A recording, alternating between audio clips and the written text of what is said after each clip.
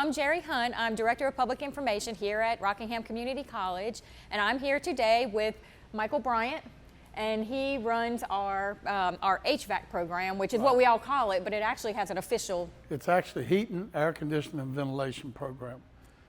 It takes care of all the way down from type of gas heat, oil heat, electric heat pumps. It does all the air conditioner types for residential. We don't get into commercial that much.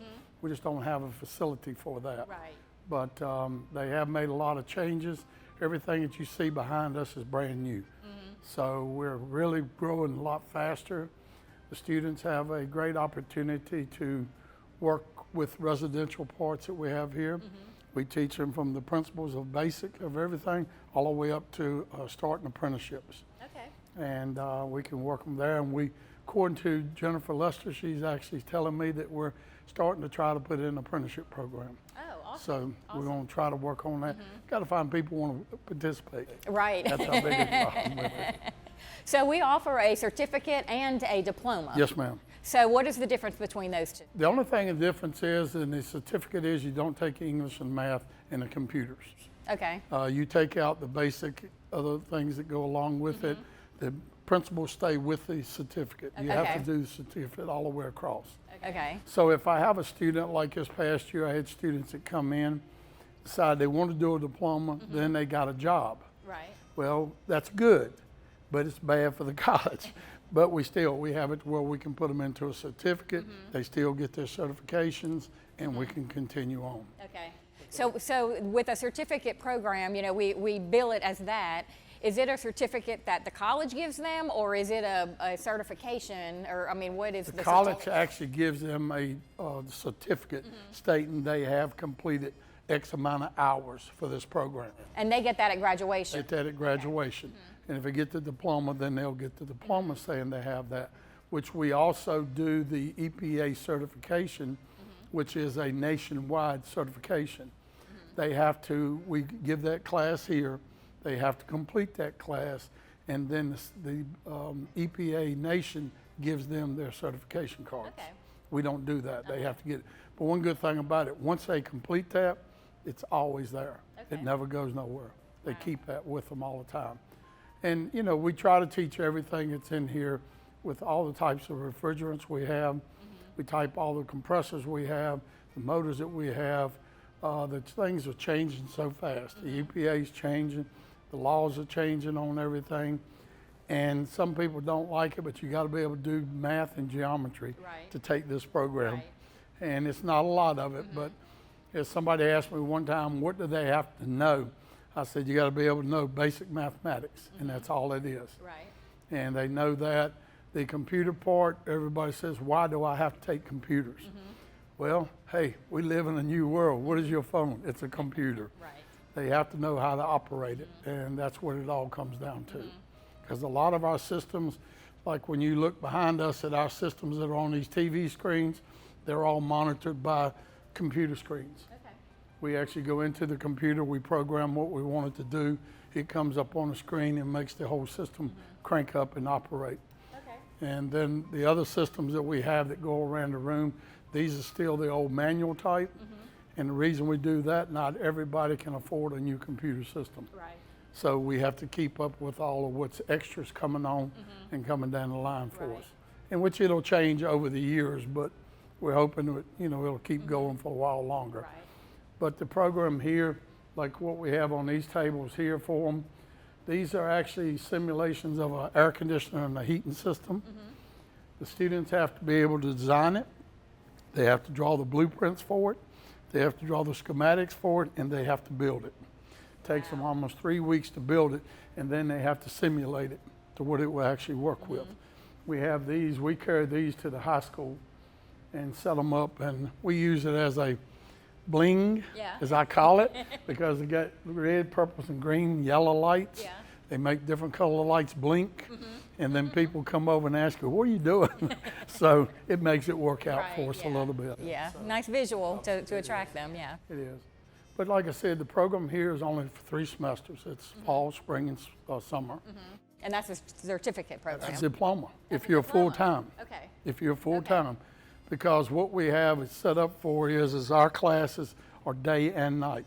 Okay. And most of our guys that'll go into college for full-time, we start them at 8 in the morning with English or math or something of that nature, and then they come into our program and go from 12 to 6. Okay. They're in here 4 days a week, and they're in here from 12 to 6 o'clock. If you're in the night class, your classes start at 5:30 and go to 9:30. So the classes that they're taking for the diploma are also the classes that they would have taken for a certificate. So they'll get a certificate as they're going along and for the diploma. If they don't finish out the diploma, say they didn't get a math or they didn't do an ICP or something like that, we can still give them a certificate so they can complete that part. So it's a win-win for them either way they go if they follow class and come to class.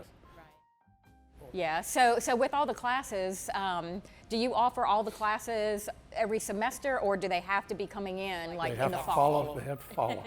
They have to follow pursuit, because the reason is like our 110 that we have, 110 is 7.5 hours. And we have to break that up in 2 or 3 days, and we can't give it all semesters, because when you go into the spring, one of my classes in there is 8 hours. Okay. So you see what I'm saying? It just takes up so much more time. So we offer the fall, the spring, and the summer. If you get out of sequence, then you got to come back that semester that we offer it and pick it back up. So that's why we try not to let nobody get out of sequence. If they get out of sequence, it really hurts them if they want to get a job. So, but we do one thing for them here. We have 4 or 5 companies now. That's why we're working with the apprenticeship program that says they will hire my students. We semester before last, my students didn't even finish. They're actually in working and they're making fairly decent. I can't pronounce the money, but they're making fairly substantial money. And they're working Greensboro, Winston-Salem, Burlington, all of these places down in there. That's the big cities, so we can get them hired faster. Local guys around here, we have a lot of them that are working local, but the pay scale from Burlington to here is quite a bit of difference. And you know the city's difference, and Winston-Salem is the same way. But we do have 2 or 3 companies, I don't pronounce the companies' names, but they call me all the time asking, hey, you got any students I can hire? And I said, well, they're not ready. He said, I'll train them, just send them. So everybody's dying to have people work for them. We don't have enough people. And that was my next question. I mean, they might walk out of here with a diploma and go to work, but they're still being trained when they're starting they work. are. When they get into, that's why we want the apprenticeship program, because if we put the apprenticeship program into it, the owners of the business is actually going to become a teacher. I follow through with them to make sure that the program's run like it's supposed to. They get the credentials that they need, and they get the credits that they need for it. And then we can give them that. If they do an apprenticeship program like Virginia, I'm from Virginia. I taught up there for a long time, but here I've been here 5 years. But the thing is, I found out most apprenticeships work close to the same. If they work for 2 years in an apprenticeship and they get the accreditations that they need for that, they can come out and apply for their journeyman's card. There's 2 cards that we have for HVAC people. It takes 4 years to get the master's. If you go in and work 2 years and take the schooling and do 2 years of apprenticeship, you can apply for a journeyman's. If you go for the master's, you get your journeyman's, you have to only wait 1 more year. Then you can get your master's. And everybody says, well, you know, it's easy to take, I'll go take the test. Well, to take our test, you have to have a bachelor's degree. It's the only way you can take it, or have completed the programs. So not just anybody can go out and apply for the program. So it works out real well for us. It's stricter, but it's good. So how many students can you accommodate? I can accommodate in here right now. We say it's 17, but it's actually 15. We just have to rotate around a little bit if we go 17. 17 is our maximum number that we want to try. Right now, our numbers are right at 8 and 9 students mostly. We're trying to still build back up some. But right before the pandemic, we had 19 students every semester. And it worked out real well, but pandemic killed everybody's thing, so it dropped, and it's dropped down quite a bit. But we're working it back, so it'll come back, I hope. But the thing of it is, if everybody understands and looks, every trades program out there is dying for people to come to work for them. HVAC is one of the top lines that everybody needs, because they say, why do you say HVAC this? Can a computer run without air conditioning? No. Can you live without heat? No. So it's something that's a mandatory thing that you have to have. Yeah. So everybody has to learn it. Yeah. And right now, if the young people don't understand this and don't go to work in it, you're going to pay an HVAC or electrician or mechanic of some type more than you pay your doctor, because he's going to be in more demand. And that's what we're trying to tell these young people. You learn the trade that's going to be an outstanding trade to learn. Right. And it's always going to be around. Mm-hmm. And you're really keeping things up to date. I mean, because I remember coming and taking pictures of some of your students in class, and we were in the other building in industrial technologies too. And then you've relocated into this larger space. So tell me a little bit about. Well, they took this part. They took this part here and moved things out of it, and gave it to us in here. We have this room and the next room over, which is our classroom. Yeah. And in there we have all of the computers. They just gave us 18 brand new computer systems. Mm-hmm. And we have it to where that we work on Cengage and we work by book too. Mm-hmm. We do it 2 ways, and the reason people ask why, some people can do real good on a computer, some people can't. Right. Some people can copy out of a book better than they can on Cengage. That's why I give you opportunity both ways. Mm-hmm. But once they moved us into here, they say, well, we're gonna set you up to where the program will grow. Mm-hmm. And that's what we're working for. As soon as they finish the new building that we're building, Tim's machining and everything is moving into that. Mm-hmm. This whole side of this building is going to be HVAC. Wow. So we're going to expand even more. And right now we have sheet metal, but we can't set the equipment up because we have nowhere to put it. Right. But we have the equipment. They've already got the equipment for it. So we're building all these boxes on top of these units and building them and putting them on there. And it works out well for us on that. Students learn how to fabricate, and we do, Deborah and them teach the electrical part. They now have megatronics here, as I understand. With my program as electrical part of my program, it fits megatronics. So now I'm teaching part of the electronics for the megatronics. Oh, nice. So we're combining classes, which is going to make it even better for us. Yeah. So we can make everything grow, but we're just trying really to. It's going to take a little while to make it grow up there. Right. But, you know, before it never really had a lot here. It was in one room down here. Right. And now we're going to expand it, make it bigger and make it grow. And I think it'll help the college a lot. I really do. So you have the classroom. How much time is spent like in the classroom versus in this lab? Classroom's usually 2 hours, and there's 4 hours in here or 5 hours in here, depending on which the class is. If it's the electrical class, it's an hour and a half in there, 2 hours in here. Each class has a different time frame. We call it class and lab.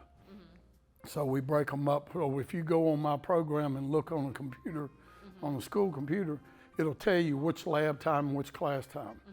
And some days we come in and I tell the guys we're not going through class today. Right. Because we went over class all day yesterday. Now you got to show me what I showed you. Yeah. So we perform the task in hand. And that's what we do inside here.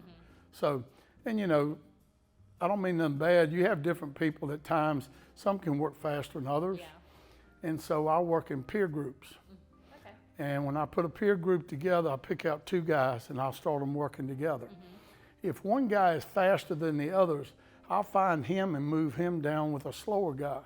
Because the reason is sometimes students has a tendency to follow your lead over my lead. Right. Because I intimidate them. I used to walk around my classroom with a grade book in my hand, grading. And everybody just tense up when I get there. So I left the grade book in my office.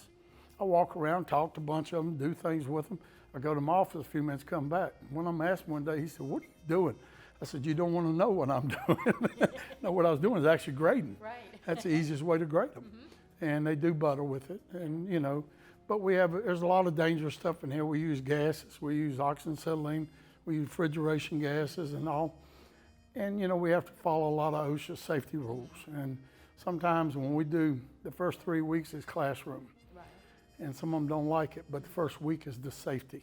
Yeah. That's all we do is safety procedures on what we have to follow in here. Right. And that's what we work with. But the things are growing and it's getting better.